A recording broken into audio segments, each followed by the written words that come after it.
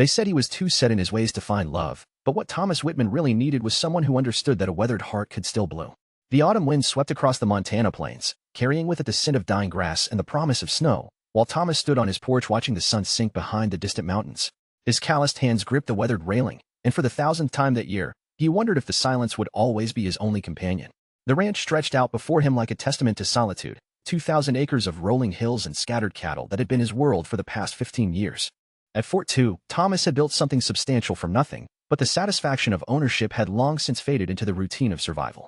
His neighbors in Cedar Ridge whispered that he was married to his land, too stubborn and rough around the edges to make room for anything softer than leather and steel. Before we continue, let us know where you're watching from and what time it is for you. Your comment helps our community grow stronger. Thanks, and let's get back to the story. But they had never seen Thomas in the early morning hours when the coffee grew cold in his cup as he stared at the empty chair across from him, or heard the way he spoke to his horses with a gentleness that would have surprised those who only knew his business dealings in town. The truth was that Thomas Whitman had been searching for love longer than he cared to admit, but his methods had always fallen short of his hopes. The idea of placing an advertisement for a mail-order bride had come to him during one particularly brutal winter when the isolation had pressed against him like a physical weight. He had written and rewritten the letter dozens of times, each attempt revealing more of his uncertainty than his confidence. How did a man describe himself honestly without admitting to the loneliness that had become his constant shadow? In the end, he had settled on simplicity. Rancher seeks companionship and partnership. Comfortable home, steady income, respectful treatment guaranteed. Looking for someone who understands that love grows slow but deep, like the roots of the cottonwoods by my creek. The response had come from a woman named Eleanor Hayes in Pennsylvania, and her letter had surprised him with its directness. She wrote of being 28 and unmarried, of feeling displaced in a world that seemed to have no use for women who preferred honest conversation to elaborate social games. Her penmanship was neat but not precious, her words careful but not calculated, and something in the rhythm of her sentences suggested a person who chose her thoughts as deliberately as Thomas chose his cattle. Their correspondence had continued for 6 months, letters crossing the vast distance between them like tentative bridges built one plank at a time. Eleanor wrote of her work as a seamstress, of books she had read, of her deceased parents who had raised her to value substance over appearance. Thomas found himself sharing details of ranch life he had never thought to tell anyone, the way the light fell differently on snow than on grass, the satisfaction of delivering a difficult calf, the particular silence that came just before dawn. When he finally wrote to ask if she would consider joining him in Montana, Thomas had stared at the sealed envelope for 3 days before riding to town to post it. The weeks that followed had stretched endlessly, filled with second-guessing and the growing certainty that no woman in her right mind would leave civilization for the uncertainties of frontier life with a man she had never met. Her acceptance letter arrived on a Tuesday in late September, and Thomas read it so many times the paper began to show where along the creases. Eleanor Hayes would arrive on the morning train the second week of October, bringing with her one trunk of belongings and what she described as reasonable expectations and an open heart. Now, as October's chills settled over the ranch, Thomas found himself alternating between anticipation and something that felt dangerously close to panic. He had spent the last week cleaning the house with an attention to detail that would have amused his hired hand, Jake Morrison, if the old cowboy had been inclined toward commentary on his employer's domestic efforts. The house itself was solid if not fancy, built from logs Thomas had cut and shaped himself during his first years on the land. 2 bedrooms, a kitchen large enough for more than one person to work comfortably, a sitting room with windows facing east toward the sunrise and west toward the mountains. He had added a covered porch the previous spring, thinking it might be pleasant to sit outside during the warmer months, though he had rarely taken the time to enjoy it himself. The morning of Eleanor's arrival dawned clear and cold, with frost painting intricate patterns on the windows and the horse's breath visible in white puffs as Thomas completed his usual chores. He had debated wearing his best clothes to meet the train, but settled instead on clean work clothes and his newer hat, reasoning that Eleanor should see exactly what kind of man she was getting rather than some polished version that could not be sustained. Cedar Ridge's train station consisted of little more than a wooden platform and a small building that served as both ticket office and waiting room, but Thomas arrived early enough to pace the length of the platform twice before forcing himself to stand still. Other townspeople moved about their business, some casting curious glances his way, and he realized that news of the mail-order bride had likely spread through the community faster than he would have preferred. The train's whistle echoed off the surrounding hills long before the engine came into view, and Thomas felt his heart begin to race in a way that reminded him of his first cattle drive. That mixture of excitement and terror that came with stepping into something entirely unknown. Steam and smoke announced the train's arrival, and as it ground to a halt with a great hissing of brakes, Thomas searched the windows for a face that might belong to the woman whose letters had become the bright spots in his isolated weeks. Eleanor Hayes stepped down from the passenger car with a careful dignity that immediately distinguished her from the casual travelers who followed. She was neither tall nor short, neither beautiful in the conventional sense nor plain, but there was something in her bearing that suggested inner strength wrapped in outward composure. Her traveling dress was well made but not elaborate, a deep blue wool that complemented her dark hair, which she wore pulled back in a style that was practical rather than fashionable. Her eyes, Thomas noticed as she looked around the platform, were the color of winter sky, gray-blue and serious, and when they found his face, he saw in them the same mixture of hope and uncertainty that he felt in his own chest. She carried herself like someone who had learned to rely on her own judgment, but the slight tightening around her eyes suggested that even the most independent person could feel overwhelmed by the magnitude of leaving everything familiar behind. "Mr. Whitman?" Her voice carried the slight accent of the East, but it was warm rather than affected, and when Thomas nodded, she extended a gloved hand with the same straightforward manner that had characterized her letters. "I am Eleanor Hayes. Thank you for meeting me." Thomas removed his hat as he took her hand, surprised by the firmness of her grip and the way her direct gaze neither challenged nor submitted but simply acknowledged him as an equal. "Miss Hayes, I hope the journey was not too difficult. Long, but not unpleasant. I had time to think, which I suppose was necessary." She glanced around the small station, taking in the rough-hewn buildings and the vast sky that stretched in all directions. "It is very different from Pennsylvania." Different how? Thomas found himself genuinely curious about her first impressions, though he had lived with the landscape so long he rarely saw it through fresh eyes. Eleanor was quiet for a moment, and when she spoke, her words carried a note of something that might have been wonder. Larger. More. Honest, perhaps. There is no pretense in a sky that wide. The observation pleased Thomas more than he expected, suggesting that Eleanor might see in the harsh beauty of Montana something of what had kept him anchored to this place through all the lonely years. He collected her trunk from the baggage car, noting that it was substantial but not excessive, practical rather than ostentatious, which aligned with everything else he had learned about her character. The ride back to the ranch gave them both time to adjust to the reality of each other's presence after months of existing only as words on paper. Eleanor sat beside him on the wagon seat with the same composed alertness she had shown on the platform, asking questions about the land and the town that showed genuine interest rather than polite conversation. "How long have you been here?" she asked as they passed a grove of cottonwoods whose leaves had turned golden in the autumn light. 15 years this spring. Came out with nothing but determination and enough money for a down payment on the land." Thomas found himself speaking more easily than he had expected, perhaps because Eleanor listened with the same attention she brought to everything else. "Built the house the first year, added to the herd gradually. It has been good to me, mostly." Mostly? Thomas considered how to answer without sounding self-pitying or desperate. "The land provides well enough, but it can be a solitary life. I suppose that is why I wrote to you." Eleanor nodded thoughtfully, and Thomas appreciated that she did not rush to fill the silence with reassurances or questions. Instead, she seemed to be absorbing the implications of his words, weighing them against her own reasons for making this journey. "I understand solitude," she said finally, "though mine was different from yours.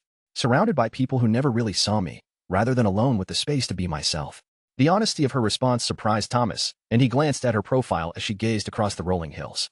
There was something in her expression that suggested she had given considerable thought to the nature of loneliness, and he wondered what circumstances had shaped her understanding. As they approached the ranch, Thomas found himself seeing it through Eleanor's eyes, noting details that had become invisible through familiarity. The house sat in a natural depression that provided some shelter from the wind, surrounded by the cottonwoods that grew along the creek. The barn and other outbuildings were well maintained but clearly functional rather than decorative, and the corrals held a dozen horses that lifted their heads curiously at the approaching wagon. "It is beautiful," Eleanor said, and Thomas heard genuine appreciation in her voice rather than polite approval. "The way it sits with the land instead of imposing on it. You built this with respect for what was already here."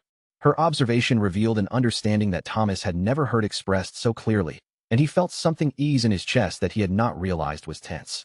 Perhaps Eleanor Hayes might indeed be someone who could see past the surface of things to their essential truth.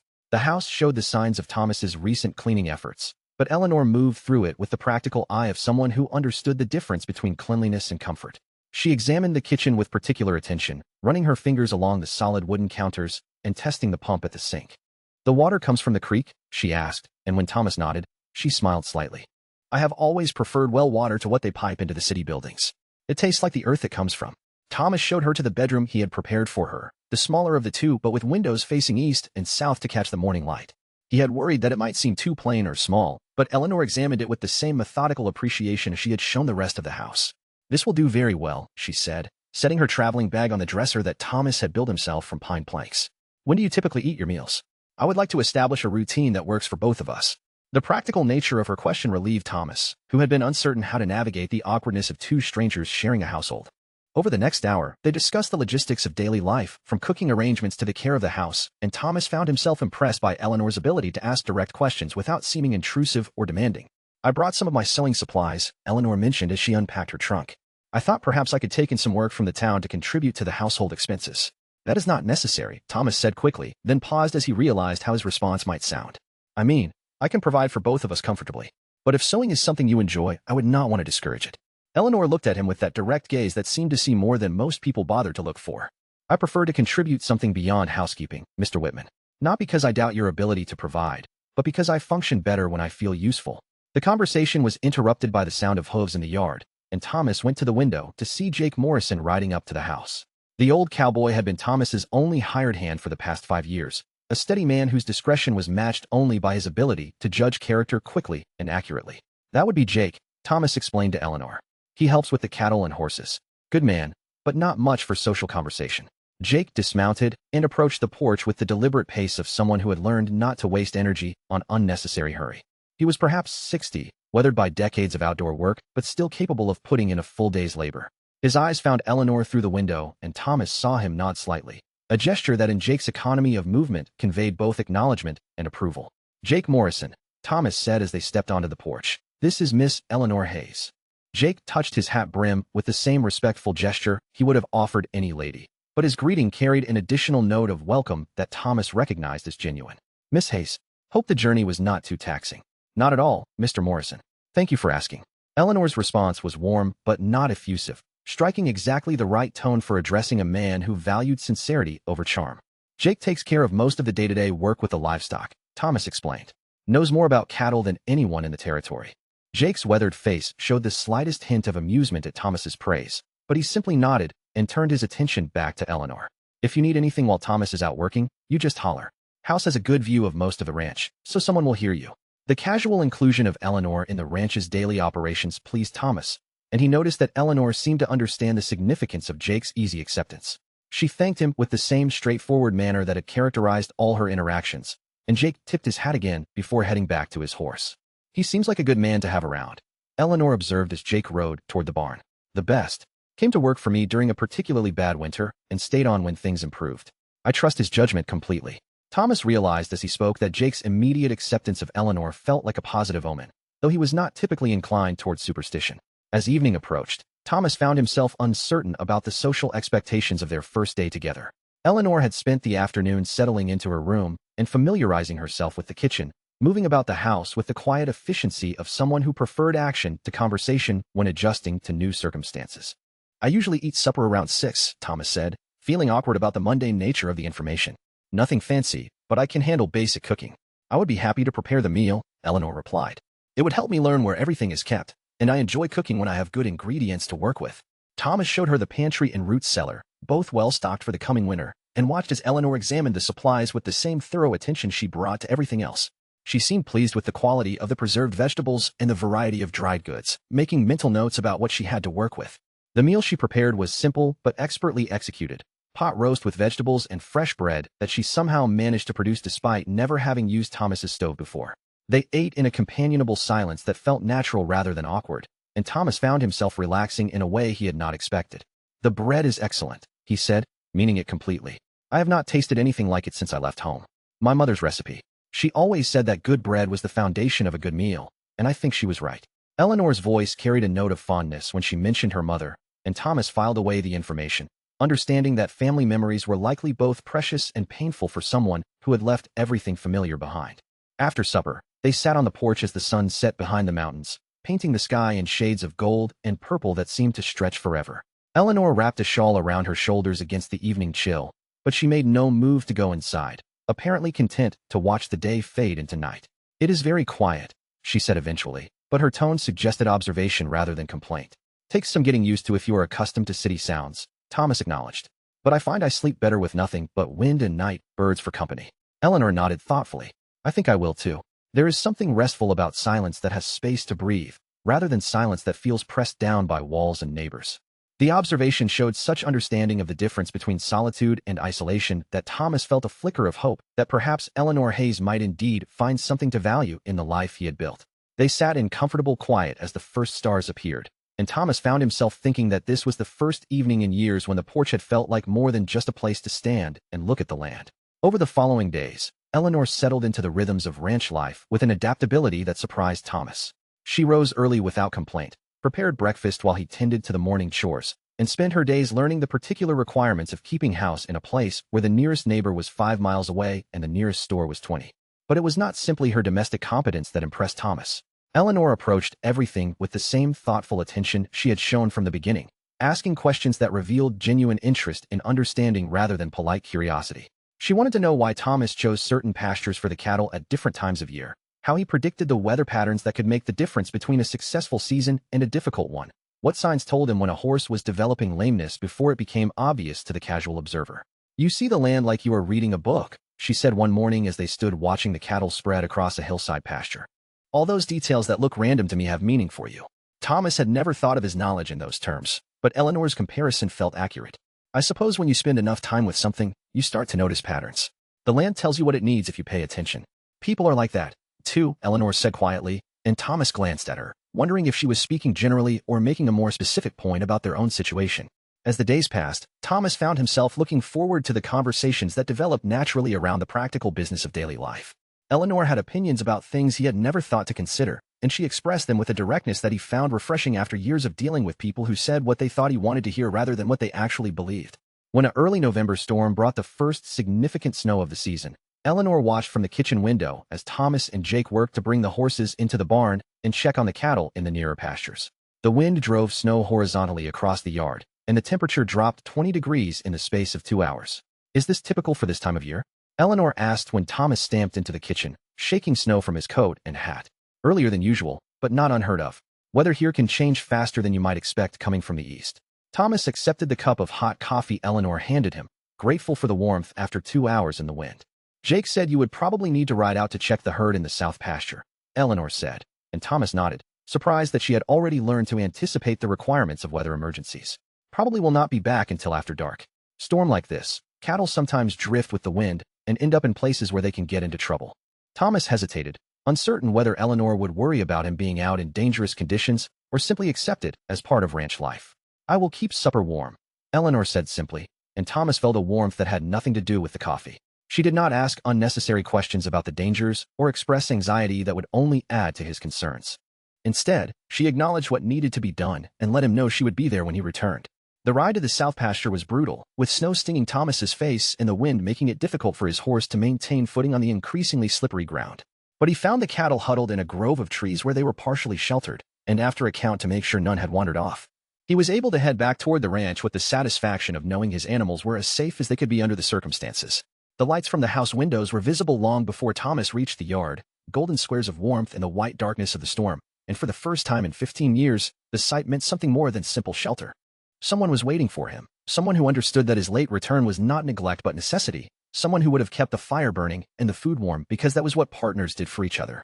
Eleanor met him at the door with dry clothes and hot food, and Thomas realized that this was what he had been hoping for during all those months of letters, this sense of being part of something larger than his own survival. Not dramatic declarations of love or overwhelming emotion, but the steady recognition that they were building something together, one ordinary day at a time. "Everything all right with the cattle?" Eleanor asked as Thomas settled at the kitchen table with a plate of stew that tasted like the best meal he had eaten in years. "Fine. Smarter than people sometimes about finding shelter." Thomas looked across the table at Eleanor, who was mending one of his shirts by lamplight, her needle moving with the same methodical precision she brought to everything else. "Thank you for waiting up. Where else would I be?" Eleanor's response was matter-of-fact, but Thomas heard in it an acceptance of partnership that went beyond the formal arrangements they had made through letters. As winter deepened, the forced intimacy of being snowed in together for days at a time revealed aspects of each other's character that no amount of correspondence could have conveyed. Thomas discovered that Eleanor had a quiet sense of humor that emerged in unexpected moments, usually when she was pointing out some absurdity in his bachelor habits that he had never noticed. Eleanor learned that Thomas had a gentleness with injured animals that contrasted sharply with his reputation as a hard man to do business with, and she began to understand that his silence often masked thoughtfulness rather than indifference. One particularly cold evening in December, as they sat by the fire after supper, Eleanor looked up from the book she was reading and found Thomas watching her with an expression she could not quite interpret. "Is something wrong?" she asked, setting the book aside. Thomas considered his words carefully, aware that they were approaching territory that neither of them had addressed directly since her arrival. "I was thinking about how different this winter feels from the others I have spent here." "Different how?" "Less like enduring something and more like living through it." Thomas struggled to articulate the change without sounding sentimental or presumptuous. "I suppose what I mean is that having someone to share it with changes the nature of the experience." Eleanor was quiet for a moment, and Thomas worried that he had overstepped some boundary they had maintained through their careful politeness. But when she spoke, her words carried the same honesty that had characterized her letters. I feel the same way, not just about the winter, but about everything here. I came expecting to trade one kind of loneliness for another, something more comfortable perhaps, but not necessarily more fulfilling. Instead, I find myself feeling useful in ways I never did before. Useful how? Eleanor gestured around the room, which had gradually taken on touches of her presence without losing its essential character. Not just keeping house, though that is part of it, but feeling like what I do matters to someone, like my opinions are worth hearing, like I am contributing to something that belongs to both of us rather than just helping someone else with their life. The conversation represented a turning point in their relationship, an acknowledgement that what had begun as a practical arrangement had evolved into something neither of them had fully anticipated. They did not speak of love, which seemed too large and uncertain a word for what they were building, but they began to speak of the future in terms that included both of them as equal partners. Spring arrived gradually, as it always did in Montana, with days that alternated between winter's last struggles and hints of the warmth to come. Eleanor had suggested putting in a larger garden than Thomas typically planted, and she spent hours planning what vegetables would grow best in the high altitude and short growing season. I have never grown food before, she admitted as they worked together to prepare the soil. In Pennsylvania, I bought everything at the market. But I like the idea of eating what we have grown ourselves. Thomas found Eleanor's enthusiasm for learning new skills infectious, and he began to see his own knowledge through her eyes, recognizing the value of experience he had taken for granted. Teaching Eleanor to recognize the signs of a horse's mood or the best techniques for preserving vegetables gave him a different kind of satisfaction than simply getting the work done himself. As the garden grew and the cattle grew fat on spring grass, Thomas and Eleanor developed routines that felt natural rather than negotiated. They worked together when 4 hands were better than 2, and independently when each had separate responsibilities, but always with the awareness that they were part of a shared enterprise. The changes in their relationship were subtle but unmistakable. Thomas found himself reaching for Eleanor's hand as they walked back from checking the garden in the evening, and Eleanor began leaving small gestures of care in Thomas's daily life, mending clothes before he realized they needed it, preparing his favorite foods without being asked, making sure his coffee was ready when he came in from the morning chores. One evening in late May, as they sat on the porch watching the sun set behind mountains that had lost their snow to reveal the green of early summer, Eleanor turned to Thomas with a directness that had become familiar. "Thomas, may I ask you something that has been on my mind?" "Of course. When you wrote that first letter, were you looking for a wife or a housekeeper?" Thomas considered the question seriously, understanding that Eleanor deserved an honest answer even if it revealed his own confusion about what he had wanted. "I thought I was looking for a wife, but I realize now that I did not really understand what that meant. I knew I wanted companionship, someone to share the work and the rewards of this life, but I had never experienced the kind of partnership that makes 2 people stronger together than they are separately." And now, Thomas looked at Eleanor, taking in the changes that months of ranch life had brought to her appearance and bearing. The eastern pallor had been replaced by a healthy glow from outdoor work, and the careful composure of their early days had relaxed into something more natural and confident. But the greatest change was in her eyes, which now held a contentment that had been missing when she first stepped off the train. "Now I think I am beginning to understand the difference between having someone in your life and sharing your life with someone," Thomas said. "The first is about convenience and comfort. The second is about building something together that neither of you could create alone."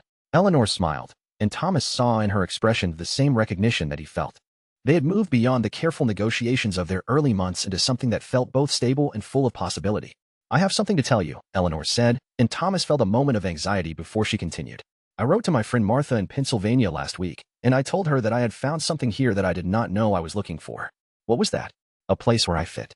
Not because I changed myself to match what was expected, but because who I actually am turns out to be exactly what was needed." Eleanor paused, seeming to gather her thoughts. "I think that is the difference between settling for someone and choosing someone. When you settle, you compromise pieces of yourself. When you choose, you discover pieces of yourself." Thomas felt something settle in his chest that had been restless for months, a sense of completeness that he had not realized was missing until it arrived. He reached for Eleanor's hand, finding it warm and steady in his own. "Eleanor, I need you to know that what we have built together means more to me than I know how to express. If you are willing, I would like us to make it official, not because we need a ceremony to prove what we already know, but because I want the world to recognize what I see every day." Eleanor's smile was answer enough, but she spoke anyway, her voice carrying the certainty that had drawn Thomas to her letters in the first place. "Yes, Thomas, I would like that very much. This place, this life, this partnership we have created, it feels like the home I have been looking for all my life without knowing what I was seeking." As the stars appeared in the darkening sky, Thomas and Eleanor sat together on their porch, hands linked, watching their land settle into the peaceful quiet of evening. Tomorrow would bring the usual work of the ranch, the endless cycle of caring for animals and crops and buildings that made frontier life possible. But tonight, they could rest in the knowledge that they had found something rare and precious, a love that had grown not from passion or desperation, but from the daily choice to see and value each other truly. The wind carried the scent of new grass and the distant sound of cattle settling for the night, and Thomas realized that the loneliness that had been his companion for so many years had been replaced by something infinitely better. The deep satisfaction of sharing life with someone who understood that the best partnerships are built on respect, trust, and the recognition that love is not something you fall into but something you choose to create, one ordinary day at a time.